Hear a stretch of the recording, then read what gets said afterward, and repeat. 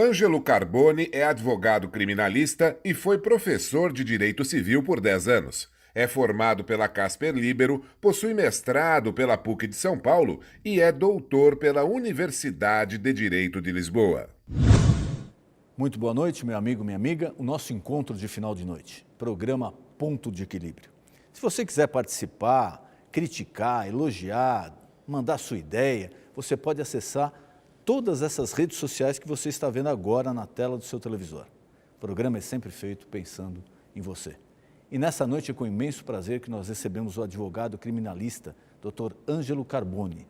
Ele vai falar sobre violência contra a mulher, criança e idoso. Doutor, prazer receber o senhor aqui, poder discorrer sobre esse assunto. Prazer é meu também, muito obrigado.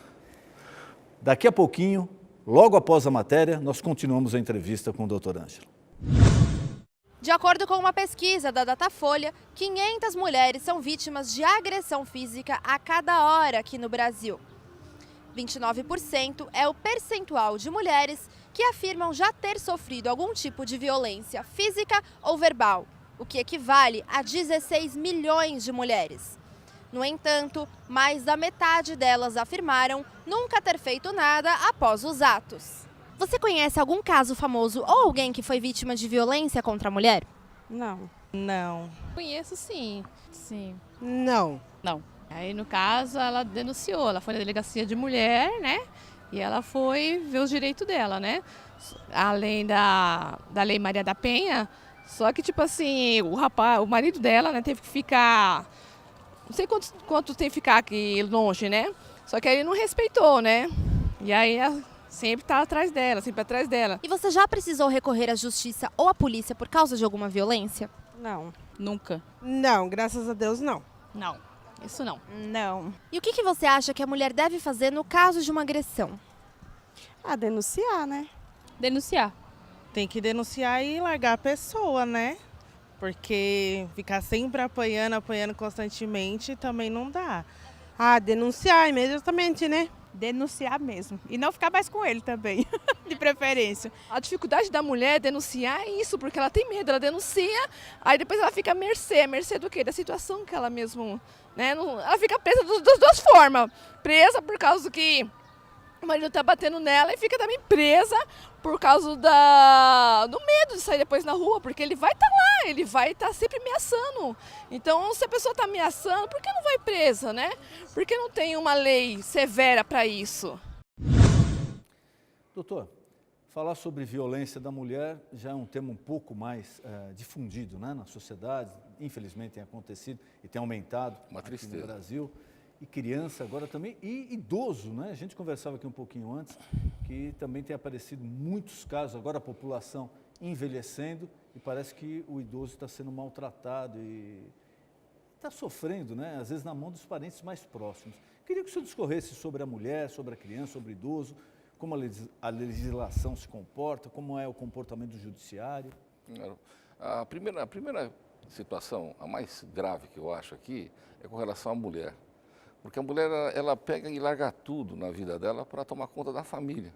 É triste. Eu vejo advogadas formadas na nossa época, lá na PUC, lá, que hoje elas são donas de casa. E a tristeza que dá é que elas chegam lá, beirando lá os 55, 60 anos, o marido separa e não dá nada para ela. Então ela fica sem condição de sobrevivência. E às vezes ela aceita a agressão verbal, que hoje tem a verbal também, não precisa ser só agressão física, cotidiana, para poder manter a família, manter os filhos, e a vida dela se torna um transtorno.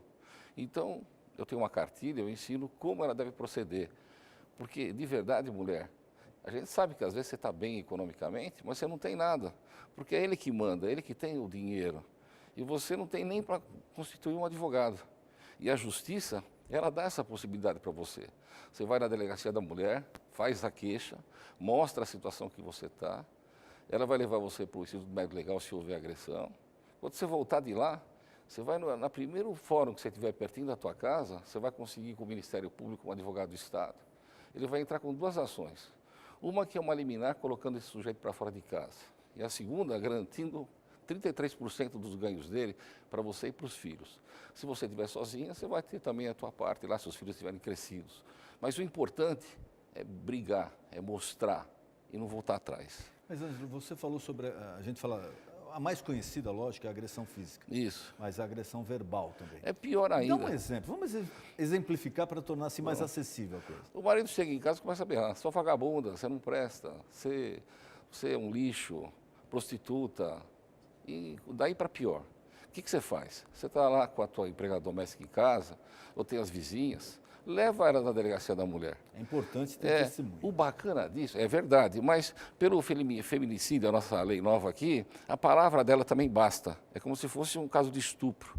Então, vai responder um processo. É evidente que se for só verbal, ele não vai acabar preso, mas ele fica rotulado como um crime relacionado com esse tipo de situação. E nessa circunstância, a próxima vez que ele fizer, ele entra bem. E a mulher tem que entender o seguinte, olha, todo mundo fala que união estável é uma maravilha. Isso é uma porcaria, isso é um lixo. A união estável é feita para quando, digamos, o marido está divorciando, ou ela tem algum problema ainda, e está naquele aguardo. O importante é casar, sem dúvida. Se os dois têm condição de contrair o matrimônio, legalmente falando, mas tem muita gente que fala que é uma maravilha, que se casar não dá certo, aquelas conversas mole. É tudo mentira. Se o sujeito morrer e você estiver grávida, primeiro eu vou ter que entrar com uma ação de união estável, o advogado de vocês vão ter que entrar, depois comprovar a união estável, o menino tem, ou a menina tem de esperar nascer para fazer o exame, que vocês não vão fazer dentro da barriga dele, e nessa circunstância toda, você vai ficar um tempão sem receber alimentos e ainda sem receber direito nenhum. E com o perigo ainda da família dele vender tudo. Porque o que é a união estável? O sujeito compra as coisas tua e dele, no nome dele, e ele é solteiro. Então, ou ele vende, ou a família dele vende. Outra coisa que você, mulher, tem que entender. Ele começa a berrar, começa a xingar, você não faz nada.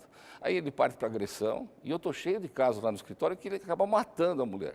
Aí eu tenho de fazer parte do procedimento criminal para dar uma pena maior para o sujeito, porque ainda no final ele quer se livrar. Mas você pensa bem, aí a pessoa já morreu, ou está sequelada que nem a Maria da Penha, a gente tem que tomar todo o cuidado do mundo com isso e tem de ir para frente. E olha, eu te peço, mulher, não vai fazer o serviço do teu advogado, o serviço da delegada da delegacia da mulher, o do juiz, o do promotor, ir para o brejo, quando você falar que você não apanhou nada, que você caiu e se machucou. Que um dia desse... Infelizmente é comum, né? Pô, a mulher com vergonha para as amigas ou para a autoridade falar, é pressão do marido, a pressão do companheiro. Isso é que é triste. Eu já peguei candidato a senador, que eu estava na iminência de pôr o sujeito preso, e ela foi lá e falou que é da escada, e ainda foi contra o advogado e o juiz. Então tem certas circunstâncias que você não pode voltar atrás.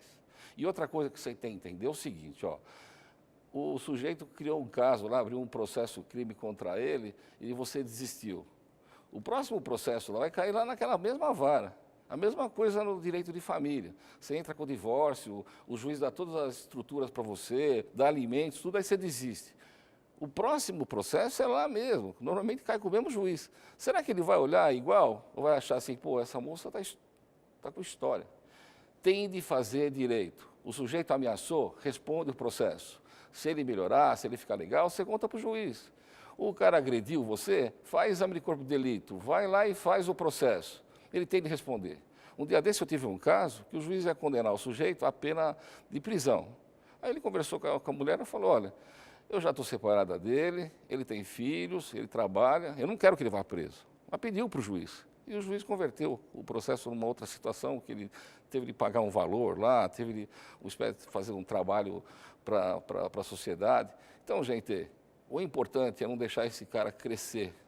Se ele fizer isso com você, ele vai fazer isso com outra mulher e no final pode acabar matando alguém. Um sujeito agressivo tem que estar preso. Eu entendo isso. A maioria dos casos de agressão contra a mulher normalmente são praticados por pessoas próximas, marido, namorado. Sem dúvida. Quem Todos vive eles, junto. o processo é idêntico. Namorado, homem com homem, mulher com mulher. Não interessa. Se tem uma vida familiar e o objetivo é ter uma família, mesmo que seja adotado, essa circunstância é do direito da delegacia da mulher e tem de ser apurado. Quem é agressor tem de responder. Isso é importante. Vamos falar um pouquinho, doutor, sobre o idoso, que a população brasileira está envelhecendo. Você falou. Bom, a população mundial, né, está envelhecendo. E parece que esses casos agora de violência contra o idoso, ou maus tratos contra os idosos, têm aumentado muito. Isso é digamos assim, uma novidade para o direito brasileiro, né? Ainda não estavam acostumados a lidar com isso. Como está acontecendo? O Estatuto do Idoso, ele prevê toda essa situação, mas o importante é descobrir a situação do idoso. Vamos imaginar, normalmente o idoso, às vezes ele pode ser até um desembargador, pode ser um juiz importante, aposentado, pode ser um médico, mas ele vai ficando assim, vai se degenerando a situação dele, vai começando a só pensar no passado, até todos aqueles problemas que tem na idade, né? E hoje em dia, 90 anos, está cheio de gente viva, aí 95, vai longe. O que acontece? Às vezes os filhos morrem, ou passa para os sobrinhos, passa para os netos, e eles começam a pegar tudo que o idoso tem. O idoso normalmente tem uma boa aposentadoria, ao mesmo tempo ele tem lá um plano econômico, bem, um valor depositado. Uma poupança, uma reserva. O que eles fazem? Eles começam levam o idoso lá no banco e começam a tirar.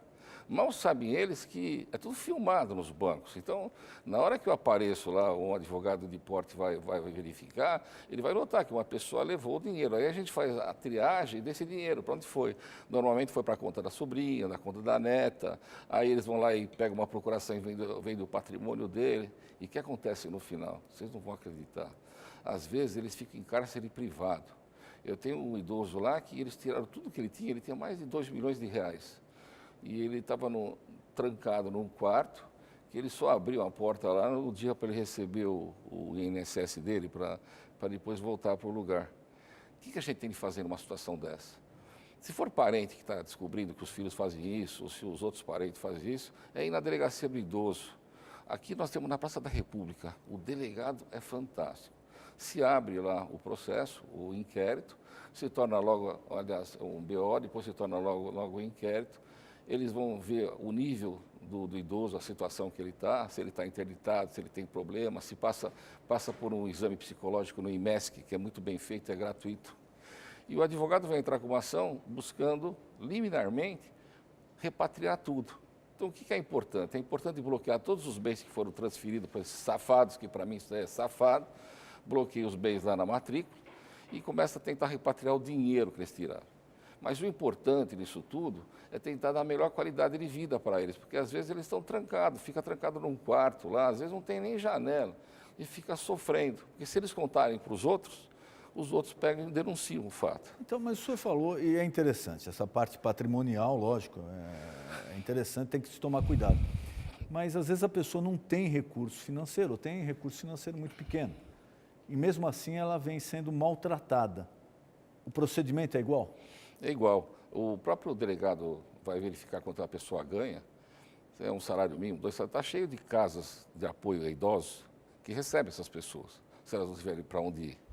E nessa circunstância, praticamente, vamos ver uma que recebe por 2 salários mínimos. E a gente coloca essa pessoa lá. Vai ter um guardião, alguém que toma conta dela, uma espécie de assessor. Seria uma clínica de repouso, algo parecido com isso? Exatamente, uma espécie de asilo. Tem asilo gratuito também, mas tem asilo que aceita pela aposentadoria. Outra coisa, o idoso não tem dinheiro nenhum, está numa situação terrível, ficou sem nada. Ele tem que lembrar que tem o LOAS. O LOAS é um salário mínimo, não precisa nem ter trabalhado, é só exigir esse direito. Então vocês têm que pensar o seguinte, o idoso, ele tem mais condições de vida, porque a gente tem medicações melhores, a gente tem mais estrutura, mas tem que ser uma condição de vida feliz. Então ele tem que reclamar. Se não tiver para onde reclamar, procura a igreja que vocês têm. Vocês vão ver como eles vão dar apoio. Conta o que está acontecendo, mas não brinca, porque é muito sério. E o que a gente vê desgraças terríveis acontecendo por aí, idosos ricos passando fome, idosos pobres sofrendo, que os filhos amargam ele lá num canto que não tem nem lugar para ficar. E tudo isso daí é muito ilegal. E outra coisa, o Código Civil obriga os parentes a pagar alimentos. Então, não pensa que o filho não tem obrigação, o neto não tem obrigação. Tem sim. É só contar para o delegado que ele vai arrumar um advogado de Estado para vocês e ele vai exigir. Cada um dando um pouquinho, é evidente que você vai ter uma melhor condição de vida. Você que originou toda a tua família, e a tua família agora tem a obrigação de tomar conta de você. Porque é gozado. As pessoas imaginam que sempre o pai tem a obrigação de pagar a pensão, alimentos para o filho. Até 24 anos. Sim, mas a recíproca é verdadeira também. Exatamente. Quando o pai está numa situação difícil, delicada, precisando, se o filho tem condição, lógico, ele vai ter que dar um jeito, vai ter que pagar. no mínimo, o idoso ter um final de vida digno. Digno, exatamente. Mas o legal é a rapidez, vocês não vão acreditar. Vocês fizeram um BO lá na delegacia do idoso, contando o que está acontecendo, e abriu uma ação de alimentos contra os filhos, contra os netos, contra tudo que tiver, ele vai fixar um valor e vai mandar pagar. É fantástico. Eu tenho um caso lá no escritório, que é uma senhora idosa, que ela tem um apartamento, e metade é dos filhos e metade é dela.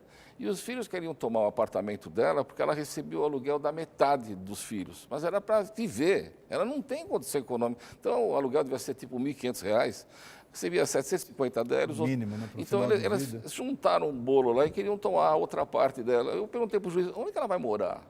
Se o senhor der uma sentença dessa, como é que vai ficar a situação dessa moça? E é evidente que ele não deu, e a gente conseguiu uma liminar que aquela metade do valor dos filhos era os alimentos provisórios, porque eu vou conseguir mais nos definitivos. Vocês têm que pensar o seguinte, ó, você que está idoso é uma consequência. Eu também estou velho aqui e não adianta, eu tenho que trabalhar. E se você não tem mais condição de trabalhar, os filhos têm por você. E essa história furada dos teus filhos dizer que não tem, você, quando eles eram pequenos, se você contasse para o juiz que você não tinha, você ia para a cadeia. Teus filhos também vão. E olha, é triste ver filho preso. E eu vou te contar mais uma coisa, hein? Se sair um mandado de prisão para um filhinho de vocês, eu tenho certeza que ele paga correndo. E não tem essa historinha lá de não pagar. A justiça é forte aqui no Brasil e a gente consegue. E contra a criança? A violência contra a criança? A criança eu peço muito para os vizinhos, viu? Porque isso é terrível. Normalmente acontece muito em união estável e depois larga, vem o outro não aceita como filho. Então, eu tenho circunstâncias que a criança não deixa a criança nem sentar na mesa, porque é filho do outro marido. E os abusos sexuais, os estupros que a gente acontece no cotidiano. Tem coisas terríveis. Isso daí, os índices são alarmantes. Olha, se você vê o que passa na minha mão lá, você chora. Cada situação terrível. O que tem de fazer? Quem tomar conhecimento tem de informar. Fotografa. Nós temos uma maquininha, nós temos um telefone aqui. Hoje todo mundo tem um equipamento poderoso que é o celular, né? Que ele você grava, filma. Exato. Qualquer delegacia que você contar uma situação dessa, nossa senhora. E vou contar mais para vocês, ó, marido ou companheiro que bate em mulher e bate em filho, quando ele vai para a cadeia, vocês não acreditam o que acontece para eles. É bom até contar, porque olha, eu já vi muito machão lá que entra lá que nem homem e sai de vestido. Então era bom eles pensar, porque a população carcerária não pensa como a gente. E se vier um artigo desse, de estupro, de agressão, bateu na mulher, bateu nos filhos. Se o cara sair vivo de lá, eu não sei como ele sai. É terrível. Porque eu não defendo esses vagabundos, não. E qual é o procedimento que o senhor... De repente, a pessoa até sabe desse problema, convive com esse problema, mas tem receio de tornar ele público. Então, o exemplo que você falou, às vezes a mulher fica quieta, apanha e fica quieta. Às vezes tem uma violência praticada contra o filho da mulher pelo atual companheiro dela, que não é pai da criança. E sempre tem aquela história, não, eu vou dar mais uma oportunidade, eu vou esperar mais um pouco. Até morrer. Se Então, for na dele, aqui é terrível, é terrível. Qual é o ponto de equilíbrio ali, o deadline? Onde é que a pessoa tem que chegar e falar, peraí, agora realmente se tornou um caso sério, violento, que pode piorar, pode até culminar com uma morte? Quem vai analisar isso daí é a delegada, né? Quando ela sentar lá e contar, é terrível a situação da mulher numa situação como essa. Mas quando eles recebem a informação, eles recebem a situação que está acontecendo, dependendo da gravidade, eles, na hora que a mulher vai para o Instituto Médico Legal para fazer o exame de corpo de delito, já sai uma informação para o fórum. E ela, de posse daqueles documentos, ou seja, o BO, mais a informação que ela fez, exame de corpo de delito, e ela mesma, né, que ela o juiz vê presencial a situação que ela se encontra, que ela está machucada e tudo mais, ele emite uma restrição, o juiz penal, aquele que fez o BO, que impede que ele fique a 300 metros de distância dela, ou senão, até situações mais graves, como mandar prender o sujeito. Então, ele já fazia uma avaliação. Às vezes a agressão é tão séria que a tentativa de homicídio seria flagrante. Flagrante é cana. Então, ele já vai preso. Mas o importante, eles vão perguntar para a mulher, vamos imaginar que o cara bateu na mulher, agrediu, machucou e ele sumiu. Ela vai ficar num abrigo. Não é uma grande coisa, não, mas é um abrigo junto com os filhos até cessar essa periculosidade, esse momento terrível, até ele ser preso, ou até ele ser intimado, ou até ele colocar uma tornozeleira nele, porque às vezes põe no sujeito. Então, dependendo da gravidade do fato, que é avaliado pelo próprio delegado, pela circunstância, elas vão conversar com os vizinhos, eles vão ver, vão lá na casa da pessoa, ele nem volta. Esse é o juiz criminal. Agora, o juiz civil da família, ele também emite uma ordem e determina que ele fique até 300 metros de distância dela. Se ele entrar na casa, ele vai preso.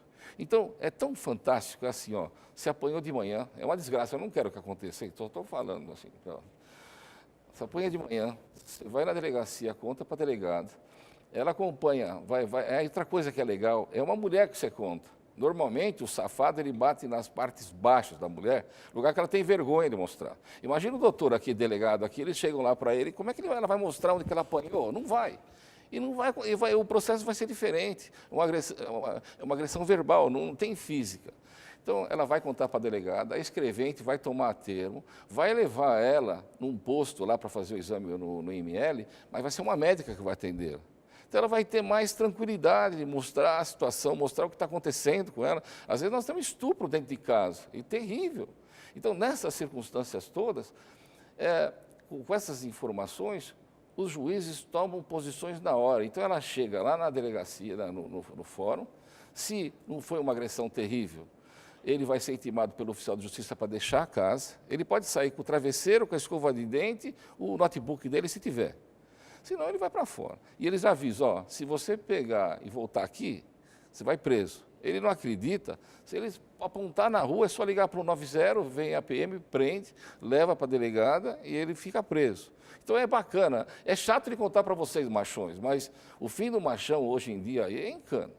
Agora, se o negócio é mais sério ainda, ela fica guardada junto com os filhos, até que cesse a periculosidade ou que ele esteja preso, ou que ele garanta que não vai acontecer essa situação. E o mais importante, sai uma determinação do juiz para bloquear o salário dele 33%. Dependendo da situação também, bloqueia as contas, se tiver tudo no nome dele. Se tiver união estável, é mais difícil. Mas a parte criminal é legal, a parte civil é mais demorada. Eu tenho que provar a união estável para ter algum direito. Então, gente, faz o cara casar. Essa conversa mole que está bom lá, porque estão namorando, que estão juntos, que estão ficando, isso é conversa. Nossa igreja não permite isso. O que a gente quer é ver vocês casados. Se tem união estável, é só por aquele período para acertar a vida de um e do outro. Só isso, não é verdade? E nessa circunstância aqui... Quando não há possibilidade legal, a pessoa tem que procurar alternativa. Mas se existe a possibilidade legal... O doutor está falando, é isso mesmo. Agora, quando não tiver essa possibilidade, como ele está falando, vai no cartório, custa R$ 68,00, é uma declaração de união estável. E pode informar até os filhos que tem. Isso é importante para, se ele morrer, porque, olha, eu faço 10 inventários de homem e um de mulher só. A mulher não morre, hein? É difícil. Você vai ter seus direitos adquiridos. Agora, se não for assim, vai vir a família dele e falar, não, eles só estavam namorando. Não, ele comprou tudo. Isso daí era meu. Era meu, essa escola, ele me emprestou. E aí você vai ficar sem nada, e é muito ruim. Uma outra pergunta que eu achei muito curioso. Recentemente, eu vi na internet um caso ao contrário. Que um homem procurou a delegacia dizendo que ele foi agredido pela mulher. E parece que não é o primeiro caso. Depois eu fui me inteirando e já aconteceram alguns outros casos assim. Da mulher bater no sujeito. Com violência, lógico, e machucar. O caminho é igual? Eu acho aí que, no caso aí, seria a legítima defesa. A mulher se defendeu dele. Eu defendo mulheres, eu não defendo homens. O homem eu trabalho por quilo, eu ponho tudo preso. Então vocês têm que pensar o seguinte, ó. Mulher, você se defende, sai fora. Para que vai apanhar dela? Vai para a rua, vai passear, volta mais tarde, deixa diminuir a situação. Eu estou pensando mais naquela mulher que largou o emprego, largou as funções dela, às vezes advogada. Gente, eu tenho uma advogada formada no nosso tempo aqui, que ela é doméstica. O marido largou, ela largou, não tem mais o OAB, não tem mais nada, e está trabalhando de faxina. Será que é isso que a gente quer? Sabe o que a gente vê de monte aqui? O sujeito casa com uma mulher ou se junta, passou 20 anos, ele troca por uma novinha e deixa ela sem nada. E ela não tem nem estrutura para constituir um advogado. Embora a gente tenha a justiça gratuita, a gente saiba que tem aqui no São Paulo a Vida e Liberdade número 32, que é justamente a justiça gratuita. Essa informação é importante. Queria que você repetisse até para aquele que não tem condição de pagar um advogado particular. Como funciona? A pessoa vai aonde? O que ela precisa levar? Olha, é assim, toda a faculdade que tem, inclusive a PUC, a USP, tem sempre um lugar lá de um pronto atendimento. E tem aqui em São Paulo, que é a Avenida Liberdade número 32. Mas, na verdade, onde você estiver, qualquer lugar do país, é só ir no fórum. Você vai no fórum e procura o promotor. Conta para ele, olha, eu estou sofrendo, eu sou casado há 20 anos, meu marido trabalha, ele ganha muito por fora, ele trabalha com táxi lá, fatura uma nota e declara uma mixaria. E eu estou com medo, ele me agride minha família, e ele diz que eu vou passar fome se eu contar. O que eu faço? Ele vai indicar um advogado do Estado, que não cobra nada, e às vezes é melhor até que eu. São grandes capacidades, são pessoas idosas, são advogados de porte, às vezes estão para ajudar lá, sem interesse nenhum. Trabalho voluntário, às vezes, Exatamente, a e pessoa a exerce. maravilha é que ele está em contato com o juiz e com o promotor. Então, o promotor dá as coordenadas, ele escuta o fato, e você não vai acreditar, em meia hora ele soluciona a tua vida, gente. Vai buscar os seus direitos, não precisa ter dinheiro, não. Outra coisa, a mulher tem carro importado, mora numa mansão, mas ela não tem grana, porque o provedor é que segura tudo. O provedor é o marido, aquele que é assim, que não dá nada para ela. Lembra, mulher, que se ele não está dando alimentos para você, você pode obrigar ele a dar alimentos para você, você tem que estar separada e você tem que estar divorciada. Vou imaginar que você quer continuar com o casamento, mas o cara é assim, ó, não quer dar nada. O juiz vai fixar alimentos para você, mesmo casado.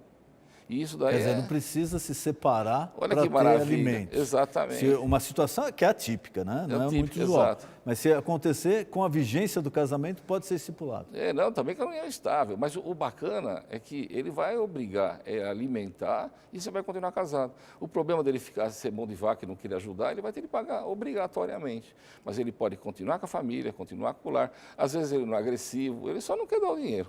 Isso acontece muito aqui. E eu faço, e eu consigo. E o bacana é que você mantém o laço, mantém a família, toda a estrutura familiar, e ele vai ser obrigado a pagar os alimentos que são atualizados à medida da sua necessidade. Outra coisa, tem um plano de saúde e está sofrendo. Aí vai ser outra chamada que ele vai me dar. Eu consigo baixar plano de saúde. Eu impeço a dobra. Você sabe aquela dobra que tem quando você chega nos 59 anos, que devia baixar e dobra? A gente consegue essa situação. Então, está pagando muito plano de saúde, não vai desistir. Porque agora que a gente vai precisar, quando ele vai ficar velho, é a hora da necessidade. Tem direito para isso também. Ângelo, eu queria mais uma vez te agradecer aqui, a sua presença, aí, o seu tempo. Sei que você é muito ocupado, mesmo assim, abrir um espaço aí na sua agenda. Eu adoro a tua igreja aqui, é fantástico. Conversar. A hora que você tiver precisar de mim, eu estou à disposição. Muito obrigado. E queria colocar à tua disposição algum recado que você queira passar, algum contato com o telespectador, por favor, fique à vontade. Na verdade, eu não preciso de cliente, não. Eu gosto de ensinar. Então, a hora que você precisar de alguém aqui, procura a igreja, que ele me chama. Eu estou à disposição de vocês. É isso aí. Ângelo, obrigado. Foi um Muito prazer obrigado. receber.